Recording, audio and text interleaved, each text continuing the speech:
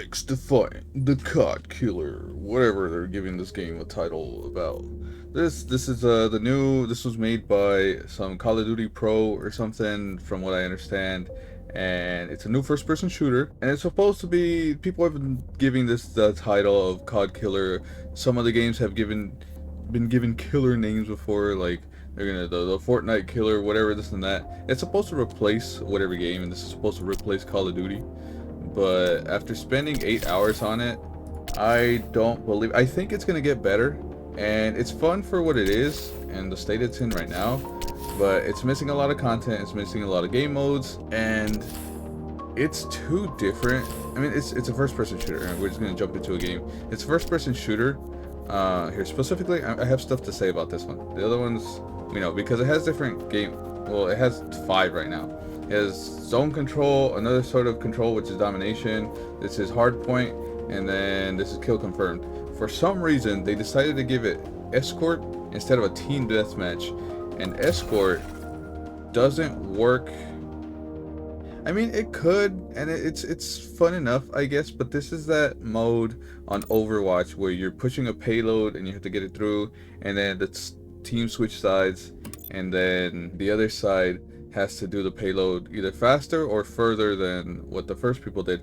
And the problem is, for a game that there's audio chat and stuff, but a lot of people don't use it. I don't use it, and it's not as coordinated. There's kind of builds. There's a sort of tank. I'm gonna show you right now. There's a healer, there's a tank, there's technically a DPS, and then like a support assassin or something. But they're all the classes are close enough, and they don't have abilities strong enough. It's not like an Overwatch where you have Reinhardt as a massive tank with a massive shield.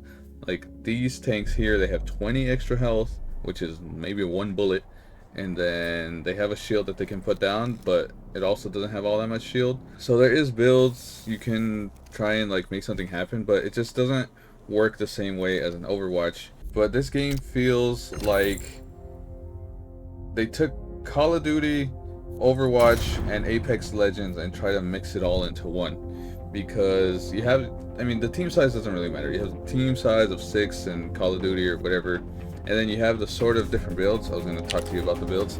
This guy has 120 health and he has a shield, so this is supposed to be the tank. The cleaner is just DPS because they have like a grenade and whatever, and their bullets do a little more damage. And then these are the healers, same amount of health as everyone else, but they have again healing. And then these are like support. They give intel and they track people, or they mark enemies, and then they can also go invisible. But it's not the same as in Overwatch or something where you have actual builds going on. But the gameplay and the shooting and everything it's fun enough, but it feels unpolished. And I know it's new-ish, but it's been in development for quite a while now, because I was there for Ludwig's YouTube's World's Greatest event, and this was one of the games that they were playing, and so it's been technically ready for all that time, and it still feels a little weird. Don't make fun of me. But it feels fast and it feels responsive, and I like the way it plays, but it just feels like it didn't do anything all that well. Like, you have abilities at the bottom, which you have your grenades in Call of Duty, but I'm sort of basing a lot of my knowledge on the fact that it wants to replace Call of Duty, or at least that's what the community is saying. And in Call of Duty, you don't have abilities, so the fact that you get abilities, this is more, it more feels like a little like Overwatch, but also like Apex, because they have the whole 3 abilities with 1 ult that builds up over time. And I mean, Overwatch does that too, but it feels and looks a little like Apex. It pulled from all 3 of them, and it didn't develop any one of them all that much. And I do think there's space for improvement, but it's just not ready to really do anything right now. The good thing is that it's free, and that's sort of why I gave it a try. I'd be a little mad if I had to pay $60 or something for this game. There also aren't pings in this game, and for a tactical shooter, that's kind of something you need. It's information to tell your team where to look and where the enemies are. So I found that kind of weird, especially because it's such a simple thing.